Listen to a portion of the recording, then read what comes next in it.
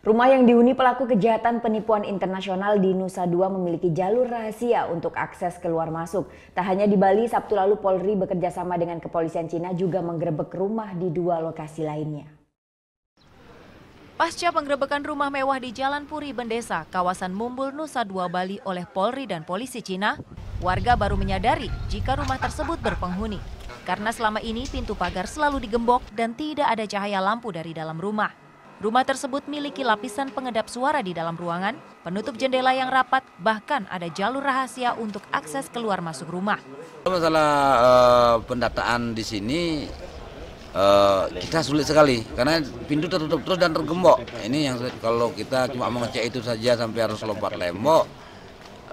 Dari etika kita kan tidak ada, artinya karena memang di sini tidak seolah-olah tidak ada kegiatan dan pintu terkunci semua. Ini yang sulit kita antisipasi jadinya gitu. Sebelumnya Sabtu lalu rumah mewah ini digerebek kepolisian. 31 tersangka ditangkap, yang terdiri dari 4 warga negara Indonesia, 17 warga negara Cina, dan 10 warga negara Taiwan.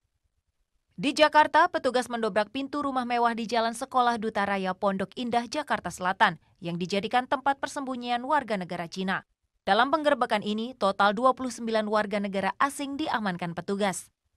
Sementara di Surabaya, tim gabungan menggerebek 3 rumah mewah di kawasan Mutiara Graha Family. 93 orang asal Cina dan Taiwan diamankan petugas. Mereka diduga merupakan sindikat penipuan online antar negara yang beroperasi di Indonesia. Tak tanggung-tanggung, sejak Januari lalu mereka telah meraup uang lebih dari 2 triliun rupiah. Surya Sanjaya melaporkan untuk NET.